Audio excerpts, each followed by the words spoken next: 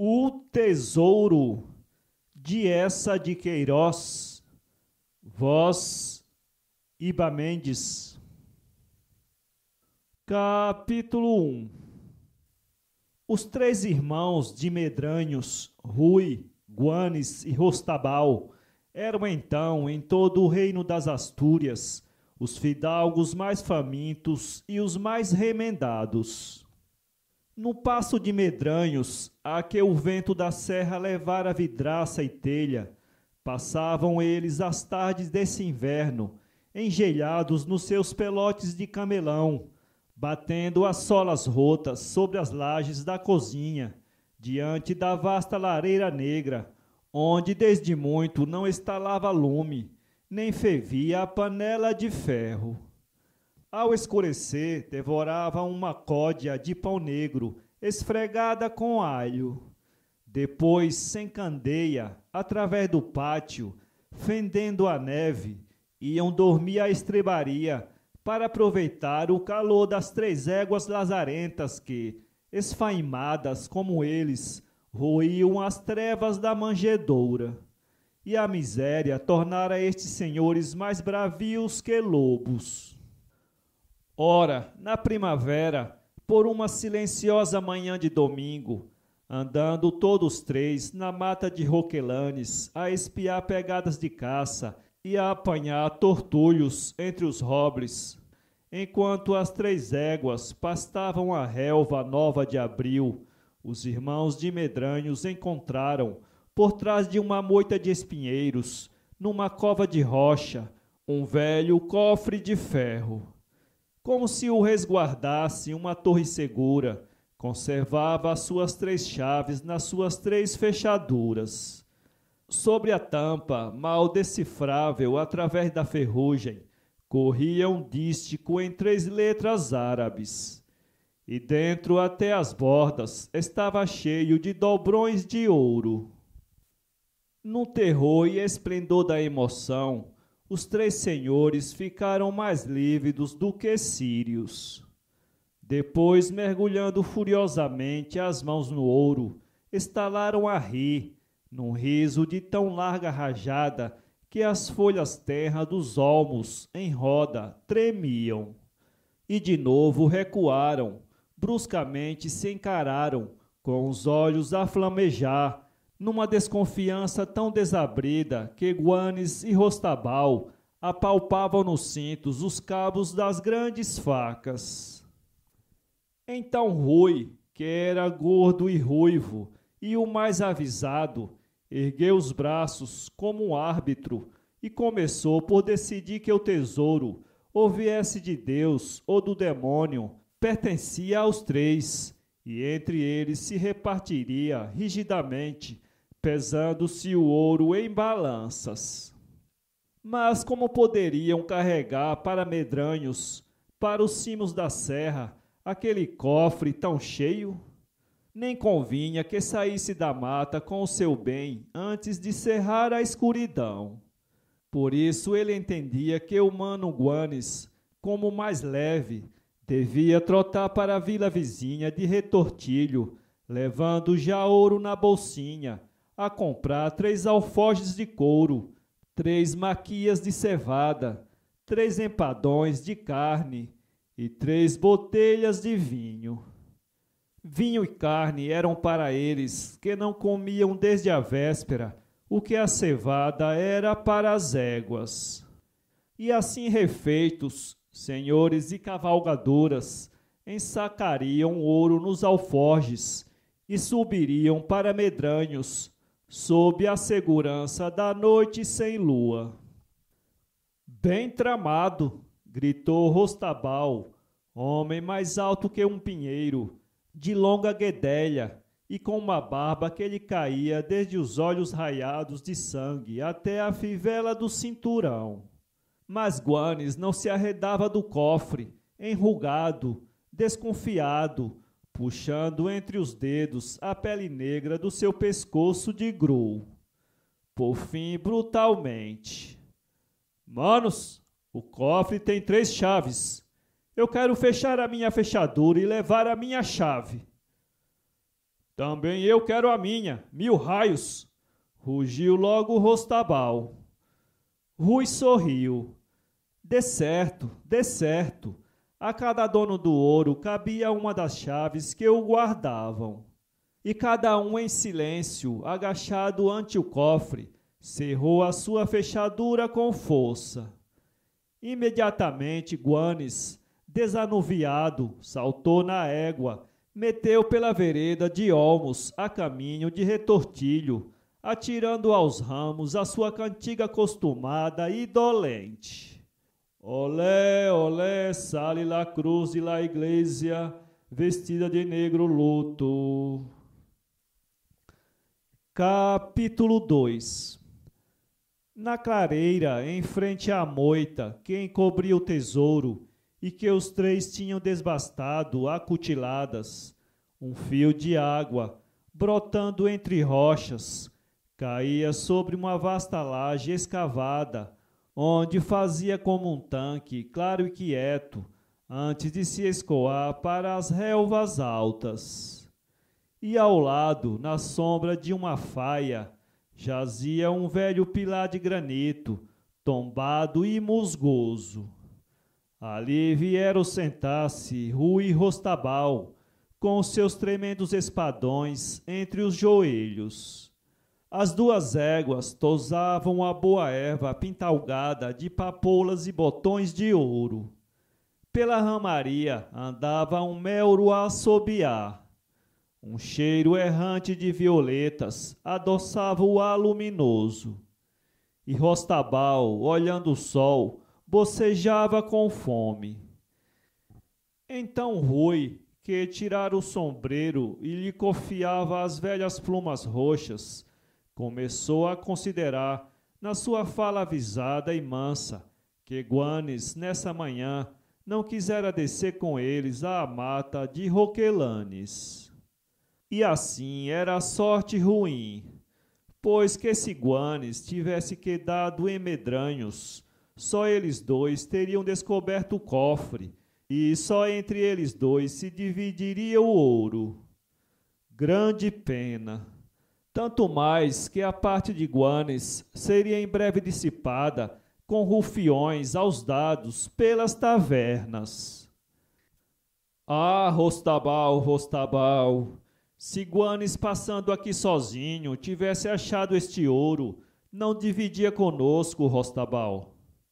O outro rosnou surdamente e com furor, dando um puxão às barbas negras. Não, 1000 raios! Guanes é sôfrego. Quando ano passado, se te lembras, ganhou 100 ducados ao espadeiro de Fresno, nem me quis emprestar 3 para eu comprar um gibão novo. Vês tu? Gritou Rui, resplandecendo. Ambos se tinham erguido do pilar de granito, como levados pela mesma ideia que os deslumbrava. E, através de suas largas passadas, as ervas altas silvavam. E para quê? Prosseguiu Rui. Para que lhe serve todo o ouro que nos leva? Tu não o ouves de noite como tosse? Ao redor da palha em que dorme, todo o chão está negro do sangue que escarra. Não dura até as outras neves, Rostabal, mas até lá terá dissipado os bons dobrões que deviam ser nossos, para levantarmos a nossa casa, e para tu teres ginetes e armas e trajes nobres, e o teu terço de solarengos, como compete a quem é, como tu, o mais velho dos de Medranhos. Pois que morra, e morra hoje, bradou Rostabal. Queres? Vivamente, Rui agarrara o braço do irmão e apontava para a vereda de olmos, por onde Guanes partira cantando. Logo adiante, ao fim do trilho, há um sítio bom nos Silvedos, e hás de ser tu, Rostabal, que és o mais forte e o mais destro. Um golpe de ponta pelas costas. E é justiça de Deus que sejas tu, que muitas vezes nas tavernas sem pudor Guanes te tratava de cerdo e de torpe, por não saberes a letra nem os números. Malvado! Vem! Foram. Ambos se emboscaram por trás de um silvedo, que dominava o atalho, estreito e pedregoso como leito de torrente. Rostabal, assolpado na vala, tinha já a espada nua. Um vento leve arrepiou na encosta as folhas dos álamos e sentiram um repique leve dos sinos de retortilho. Rui, coçando a barba, calculava as horas pelo sol, que já se inclinava para as serras. Um bando de corvos passou sobre eles, grasnando. E Rostabal, que lhe seguira o voo, recomeçou a bocejar com fome, pensando nos empadões e no vinho que o outro trazia nos alforjes. Enfim, a alerta. Era na vereda a cantiga dolente e rouca, atirada aos ramos. Olé, olé, sale la cruz de la iglesia, toda vestida de negro. Rui murmurou. Na ilharga, mal que passe. O choto da égua bateu o cascalho. Uma pluma no sombreiro vermelhejou por sobre a ponta das silvas. Rostabal rompeu de entre a sarça por uma brecha, atirou o braço à longa espada. E toda a lâmina se embebeu molemente na ilharga de Guanes, quando arrumou bruscamente ele se virara na sela. Com um surdo arranco, tombou de lado sobre as pedras. Já Rui se arremessava aos freios da égua. Rostabal, caindo sobre Guanes, que arquejava, de novo lhe mergulhou a espada, agarrada pela folha como um punhal, no peito e na garganta. A chave! Gritou Rui.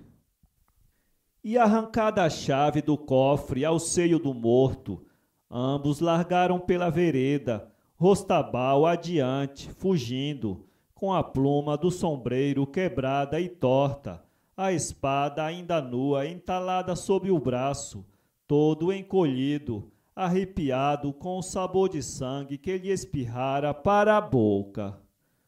Rui atrás, puxando desesperadamente os freios da égua, que, de patas fincadas no chão pedregoso, arreganhando a longa dentuça amarela, não queria deixar o seu amo assim estirado, abandonado ao comprido das sebes.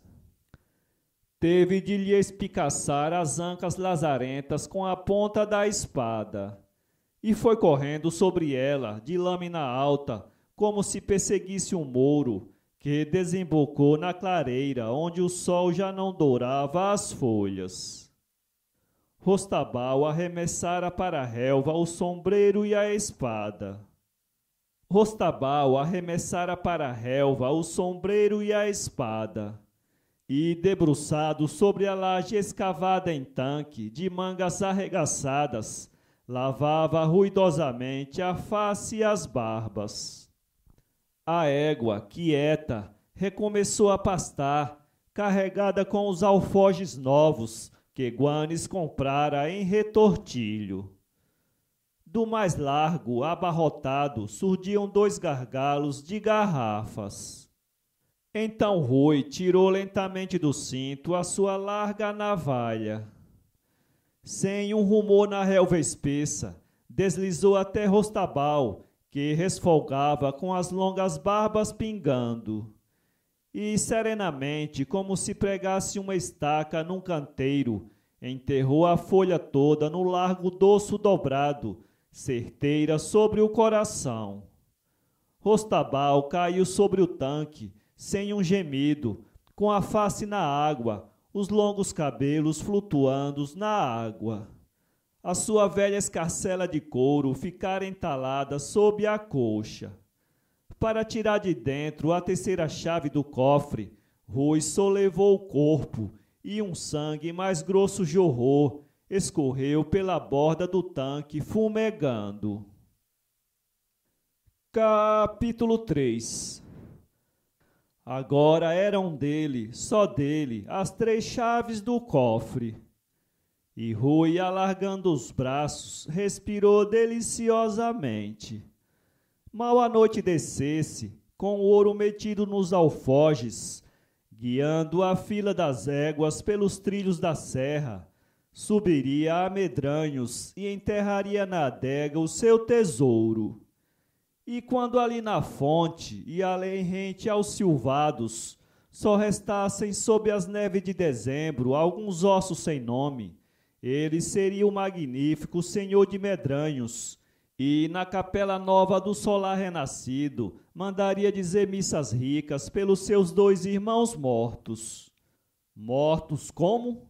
Como devem morrer os de Medranhos, a pelejar contra o turco. Abriu as 3 fechaduras, apanhou um punhado de dobrões, que fez retinir sobre as pedras. Que puro ouro de fino quilate, e era o seu ouro. Depois foi examinar a capacidade dos alforjes, e encontrando as 2 garrafas de vinho e um gordo capão assado, sentiu uma imensa fome. Desde a véspera só comer uma lasca de peixe seco. E há quanto tempo não provava capão. Com que delícia se sentou na relva, com as pernas abertas, e entre elas a ave loura que rescindia, e o vinho cor de âmbar. Ah, Guanes fora bom mordomo, nem esquecera azeitonas. Mas por que trouxera ele para 3 convivas só 2 garrafas? Rasgou uma asa do capão, devorava a grandes dentadas. A tarde descia pensativa e doce, com nuvenzinhas cor-de-rosa. Para além, na vereda, um bando de corvos grasnava. As éguas fartas dormitavam, com o focinho pendido, e a fonte cantava, lavando o morto. Rui ergueu à luz a garrafa de vinho. Com aquela couvelha e quente não teria custado menos de 3 maravedis. E pondo o gargalo à boca, bebeu em sorvos lentos, que lhe faziam ondular o pescoço peludo. Ó vinho bendito, que tão prontamente aquecia o sangue. Atirou a garrafa vazia, destapou a outra. Mas, como era avisado, não bebeu, porque a jornada para a serra, com o tesouro, requeria firmeza e acerto. Estendido sobre o cotovelo, descansando, pensava em Medranhos, coberto de telha nova, nas altas chamas da lareira por noites de neve, e o seu leito com brocados, onde teria sempre mulheres. De repente, tomado de uma ansiedade, teve pressa de carregar os alforjes. Já entre os troncos, a sombra se adensava. Puxou uma das éguas para junto do cofre, ergueu a tampa, tomou um punhado de ouro, mas oscilou, largando os dobrões que retilintaram no chão, e levou as 2 mãos aflitas ao peito.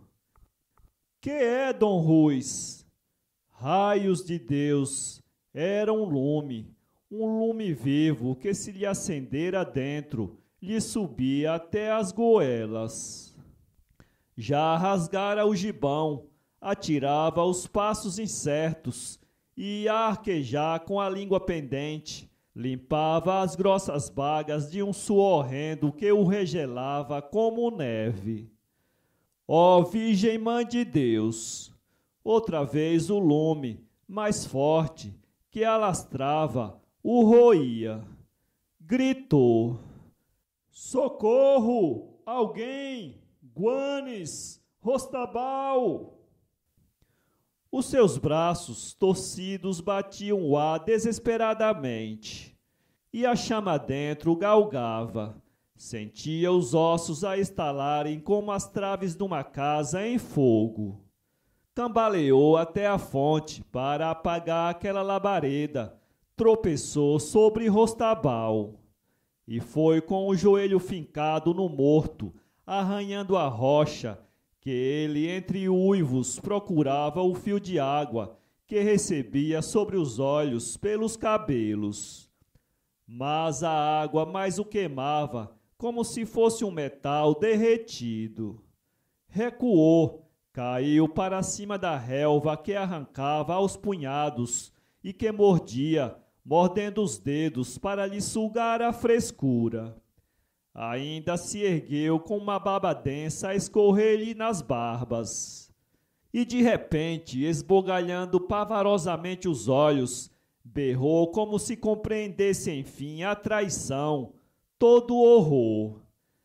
É veneno! Ó Dom Rui, o avisado era veneno. Porque Guanes apenas chegara a Retortilho, mesmo antes de comprar os alforjes, correra cantando a uma viela, por detrás da catedral, a comprar ao velho droguista judeu o veneno que, misturado ao vinho, o tornaria a ele somente, dono de todo o tesouro. Anoiteceu. 2 corvos de entre o bando que grasnava além nos silvados já tinham pousado sobre o corpo de Guanes. A fonte, cantando, lavava o outro morto. Meio enterrada na erva negra, toda a face de Rui se tornara negra. Uma estrelinha tremeluzia no céu. O tesouro ainda lá está, na mata de Roquelanes. Para ler este conto, acesse www.poeteiro.com